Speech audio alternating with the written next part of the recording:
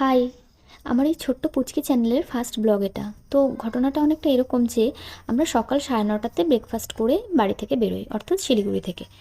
তো সেখান থেকে বেরিয়ে আমাদের উদ্দেশ্য ছিল নিয়ারেস্ট ট্রাভেল ডেস্টিনেশনে যাওয়া, কারণ পুরো ব্যাপারটাই ছিল আনপ্ল্যান্ড। তো নিয়ারেস্ট বলতে আমাদের মাথায় প্রথমেই এসেছিল অহলধারা। ইংলিশে একটা কথা আছে না, journey is more beautiful then destination.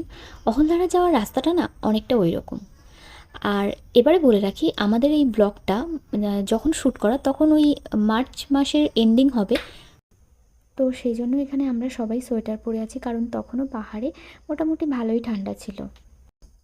আর এখানে রাস্তায় যেতে যেতে আমরা ময়ূরের ডাক শুনতে পাচ্ছিলাম, তো ওই জন্য ওই জায়গায় একটুখানি দাঁড়িয়েছিলাম, দাঁড়িয়ে দেখার চেষ্টা করছিলাম যে কোনো ময়ূর আশেপাশে আছে কিনা। তারপরে রাস্তায় আমরা আরও একবার ব্রেক নিয়েছিলাম, ওখানে দাঁড়িয়ে অল্প কেক আর বিস্কিট যেগুলো বাড়ির থেকে এনেছিলাম সেগুলোই খাওয়া দাওয়া করলাম। আর গুগল ম্যাপ ফলো করে আমরা পৌঁছে গেলাম অহলধারা। অহলধারা পৌঁছানোর আগে আমাদেরকে এখানে টিকিট কাটতে হয়েছিল।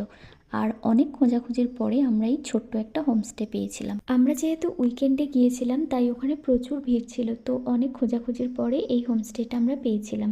তারপর ওখানে যাওয়ার সাথে সাথে আমাদেরকে চা আর বিস্কুট দিয়ে ওয়েলকাম করেছিল। তারপর আমরা চলে গিয়েছিলাম আশেপাশেটা একটু ঘুরে দেখার জন্য, কিন্তু এতই কুয়াশা আর ওয়েদার খারাপ ছিল যে আমরা চারিদিকে এরকম সাদাই দেখেছি, আর কিচ্ছু দেখতে পাইনি। শুনেছি এখান থেকে ভালো কাঞ্চনজঙ্ঘা দেখা যায়, বাট সেটাও আমরা দেখতে পাইনি। এরপর হোমস্টেতে ফিরে আমরা লাঞ্চ করতে বসে পড়লাম।